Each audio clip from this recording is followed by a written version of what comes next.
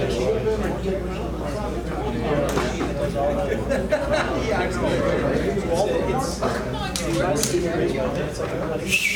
all right, let's go ahead and get started. I was just waiting a second. Are you ready to roll? Yeah.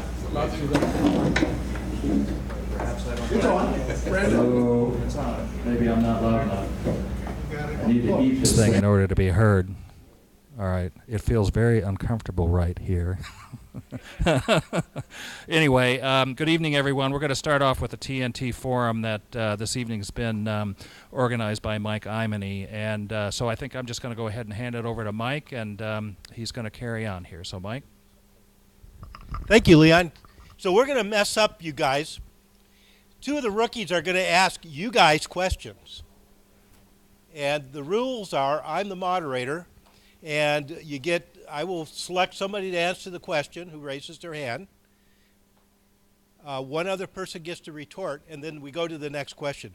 We're not going to do 50 answers to each question. And the two rookies are Lynn, W4DDT, and Steve, KN4JBO. And they're both brand new hams. And Lynn, yeah, you can stay right where you are.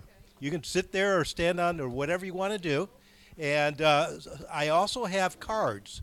So if you're a rookie, or we're going to expand this, a rookie or what we call a rusty ham. I'm a rusty ham. I was out of the hobby for 40 years. The hobby changed a whole lot in 40 years. I have questions as a rusty ham as opposed to a rookie. So rookies, take it over. Thank you. Should we just launch into it? I have to show you guys something. I'm such a rookie. I got my first QSL card today. I was really excited. Okay. Shall we just launch into these? Yep. Okay. I'll go first. Okay. In CW, okay, I'm learning CW. That's what brought me to ham radio. I'm learning CW, and I always go down to that, I have my little band plan in front of me at all times, and I'm tuning around in there, and those guys are going way fast. So fast, I'm like, I'll go, yeah, I heard a Z in there, I just can't keep up.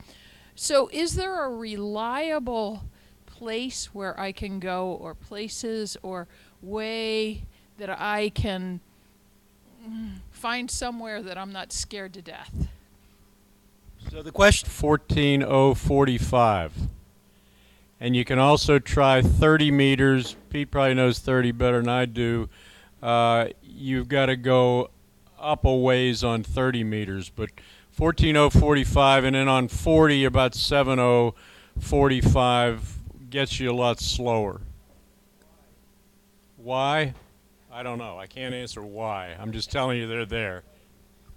so another answer over on this side, or another comment, I should say. Ray, would you like to do it? Wait. I recommend that. Wait for the microphone. And the reason we're waiting for the microphone is we're live streaming. Oh, okay. And the people on the live stream, how many people do you think we have? 2. So we want to make sure they can hear it. I recommend that you go on the VWS CW, what is it called? Practice Net. And the guy that runs it is this fellow right behind me, Pete. He also has a website that you can practice on. And I've been practicing for 7 years, and I still don't know how to do it. But if you talk to this gentleman right here, he'll set you straight.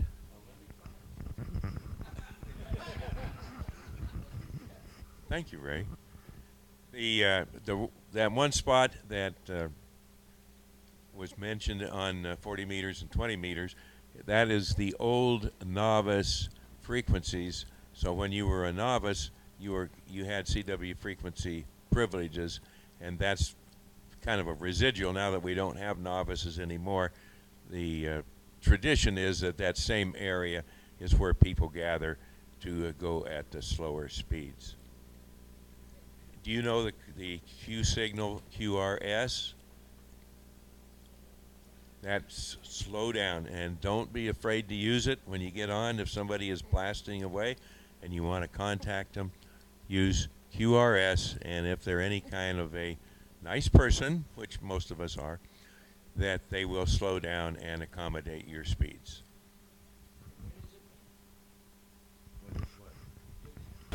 Well, it's not that. It's open all the time.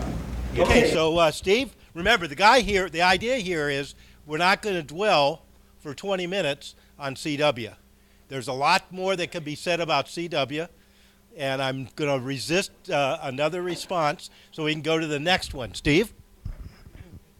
So I'm not comfortable in CW, and that's totally out of my comfort zone. But where I am comfortable is just 20 meters and 2 meters, and I've used QRZ, and I understand that, and my page is blank, and I'll fix that. Okay, so I've gone right up into getting my certificate for Logbook of the World. So that would be my next endeavor into trying to figure out that whole logging or that method of operation. But what I don't have is any computer link from my computer to my radio. And I was talking to a friend of mine, and he said, "What? You don't have that? You have to have that." And so my question is, I kind of have a general question, but I'll try to make them specific. Okay, the first one would be, what programs do people find useful in terms of automatically,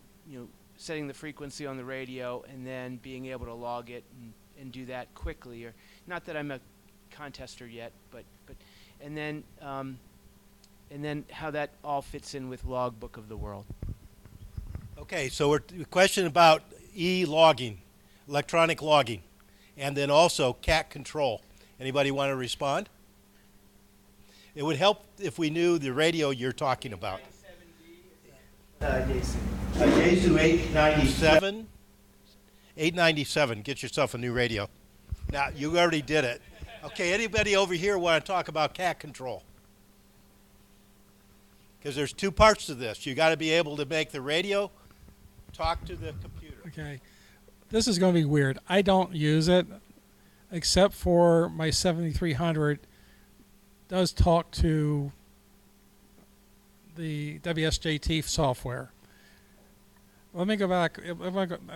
As far as Logbook of the World goes, real quick, they have a really nice way of manually putting the data into the Logbook of the World. So if you want to just go ahead and get your log and transcribe it in and start working there, just pull up their utility and off the Logbook of the World program, and it's the best, easiest way to enter your contacts in and copy your paper log into Logbook of the World. So that's actually pretty easy to do, and I went through and did probably 4,000 entries. Thank you very much. So one recommendation is don't worry about connecting the radio to the computer so the computer can talk to Logbook of the World. Just ham jam it in manually. Any other responses with regards to cat control and the Yaesu radio? Yeah, so just about any logging program these days has a serial interface to a radio. So you have to buy the interface. I would recommend something like the N3JTP AC log, but everyone's going to have their own preference. What matters is writing down the time and the call sign and the band. It doesn't actually matter the frequency in terms of matching up with other records in Logbook of the World. So as long as you can get that in, and they all do it, you're fine. If you're doing contesting, I'd do N1MM. That's pretty much what everybody uses. I think that's about it. Okay, so Steve, I would suggest that we go in a little bit more detail off to the side because there's some little tricks and trades. But Lynn, another question.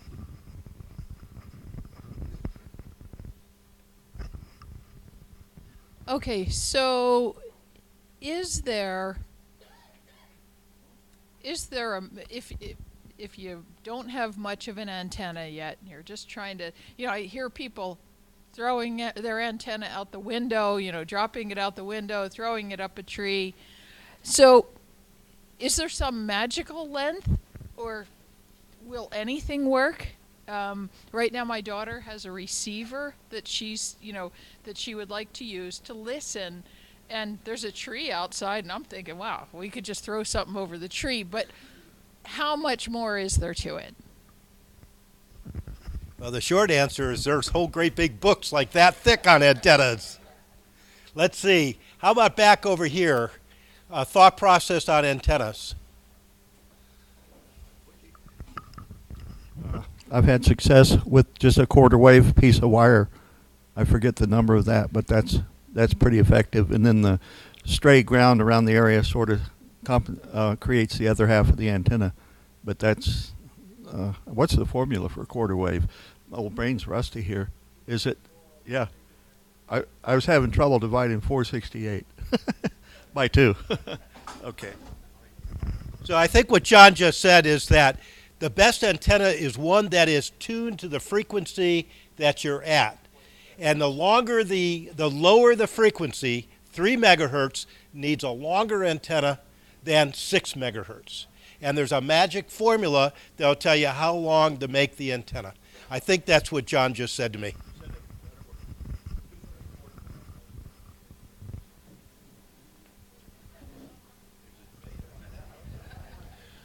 It sounded like one part of your question was that somebody had a receiver rather than a transmitter. In receive, it doesn't make nearly as much difference how long the antenna is. For transmit, you're trying to get a couple of great deal of energy into the ether. When you're receiving, it doesn't matter how long the wire is.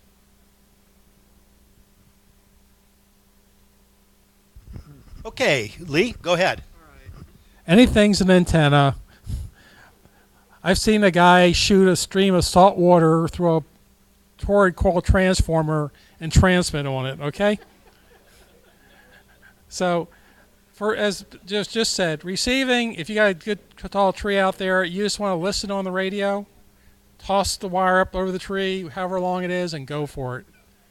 Now, transmitting, in the old days, it wasn't so much a big deal because of the matching.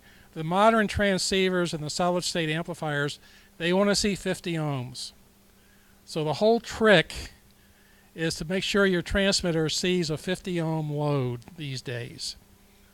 And yeah, you can throw a random wire out there, run it to an antenna tuner and tune it to 50 ohms. That's a lot of work. And you have to have an antenna bridge and stuff to tune it right, and it can work. But you know, the real key today, and why we use a tuned antenna like a dipole, is so that the feed point impedance is close to 50 ohms. It matches the coax. And therefore, that's where the magic lengths come into. Sure. And then, Ron, do you have a comment?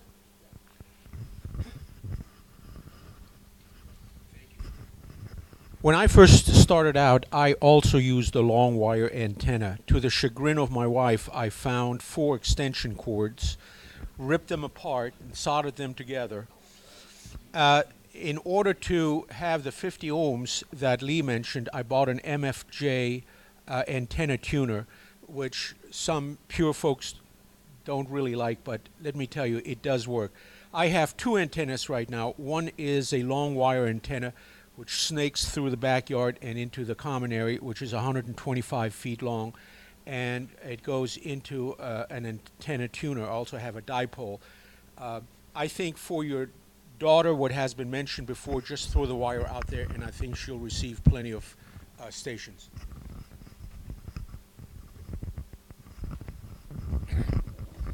Okay, and on many of my trips through Asia and Africa, I took my Sony radio with me so I could listen to the ham bands and BBC. My favorite antenna in hotel rooms throughout the world is the sliding glass door aluminum frame. Hooking a clip lead from the antenna over to the door. It's made of metal. It faces outside. It's a fantastic antenna. Receive only, please.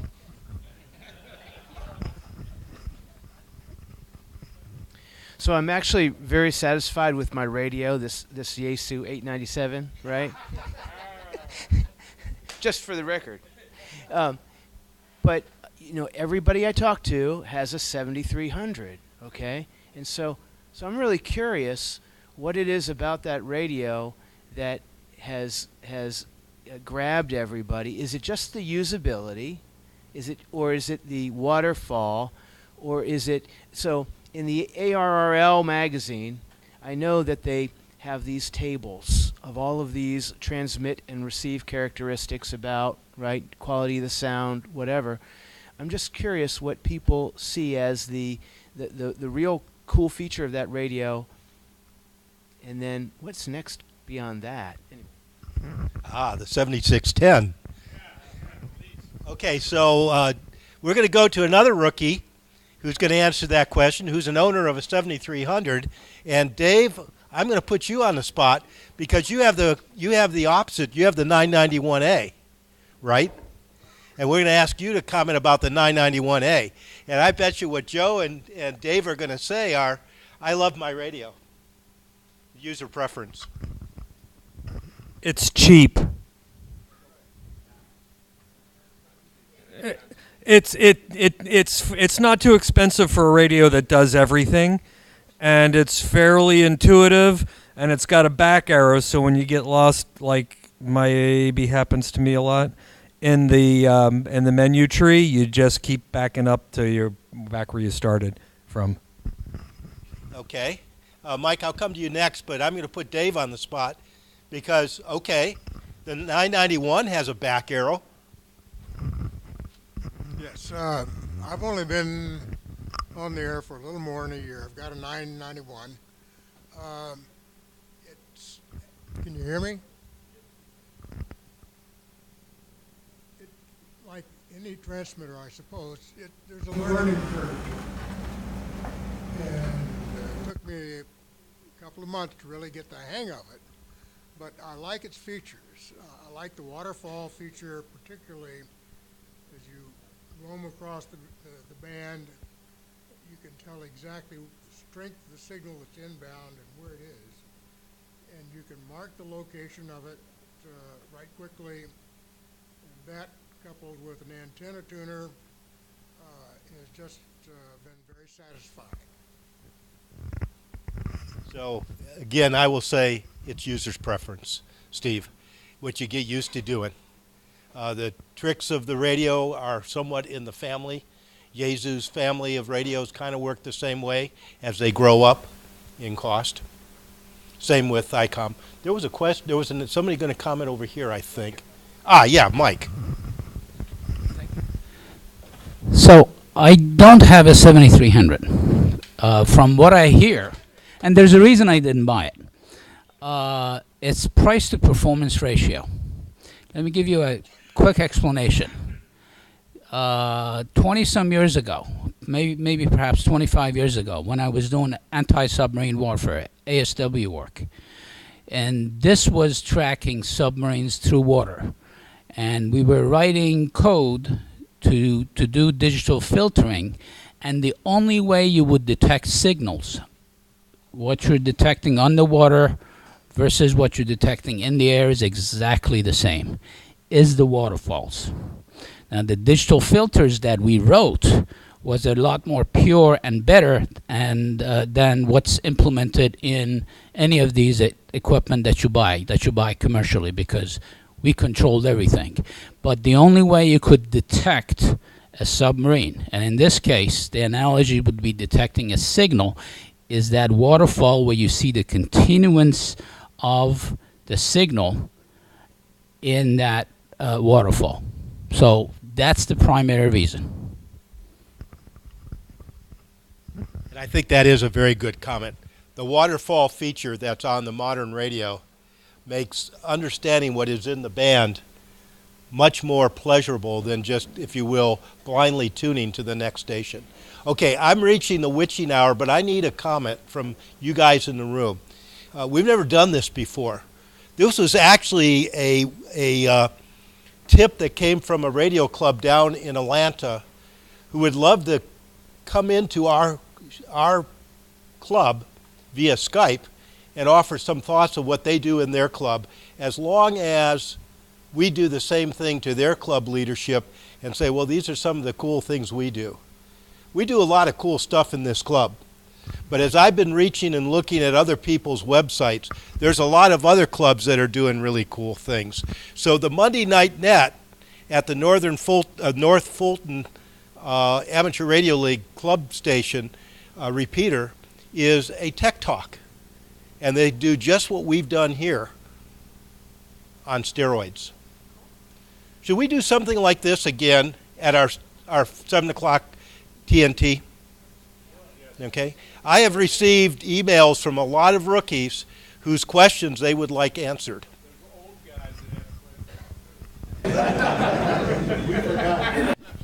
Okay, I think we're pretty close to the witching hour, yes?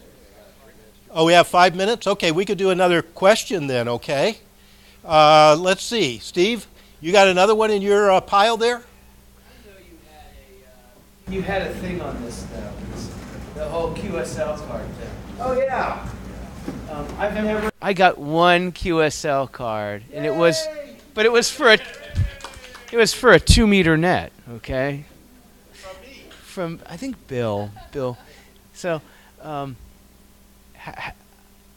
I hate to ask this question because I know you've had this. Can somebody just talk about how that works and how you get it from foreign countries? Because you can't send them U.S. postage, right? That's part of the problem.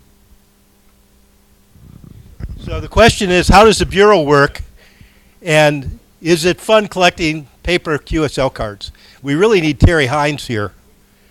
And Terry Hines would answer that question.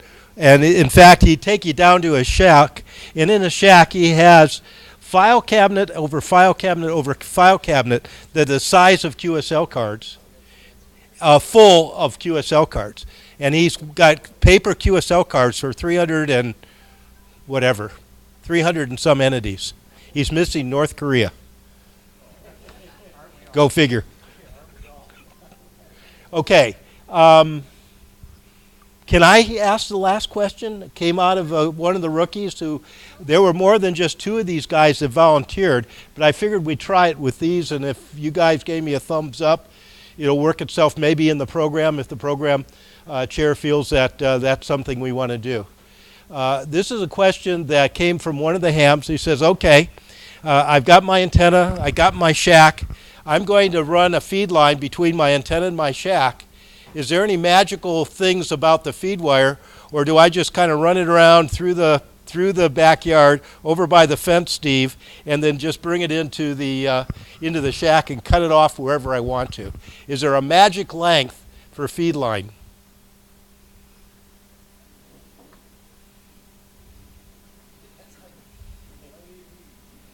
Okay. Oh, we don't have a lot of time here either. So in general, the answer is no. However, there are times when you can use a cut piece of transmission line of particular length for impedance matching. For example, quarter wave, if you want to match your 72 ohm antenna to a 50 ohm, you can do it with a quarter wave section of transmission line. There's also stubs people add in to tune out reactances in transmission lines in your antenna, and then a couple other things you can do.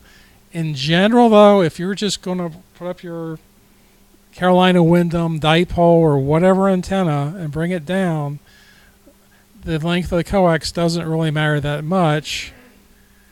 As I said, there are a few magic numbers, like a quarter wavelength of transmission line electrically, okay? If you put a dead short at it and you look at it from your open end, it's going to look like an open. And if it's open at the other end, it's going to look like a short right at the quarter wave point. So you may not want to make it exactly a quarter wavelength, okay? I would avoid that.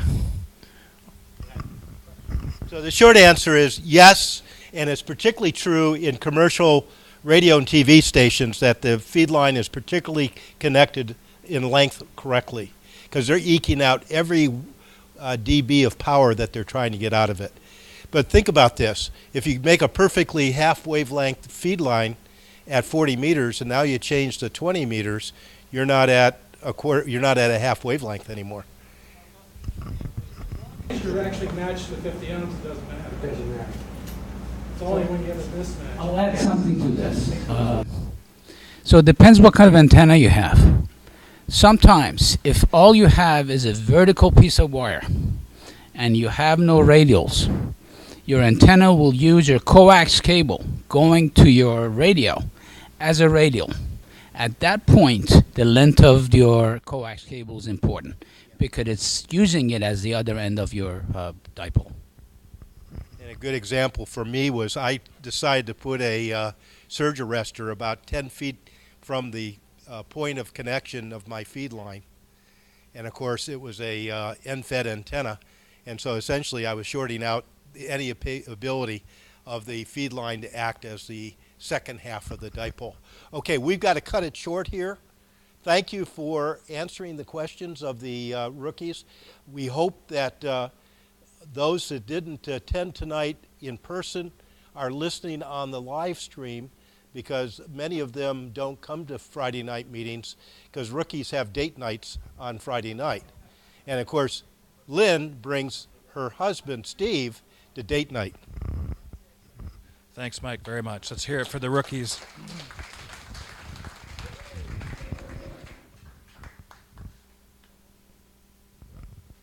Ladies and gentlemen, Peter.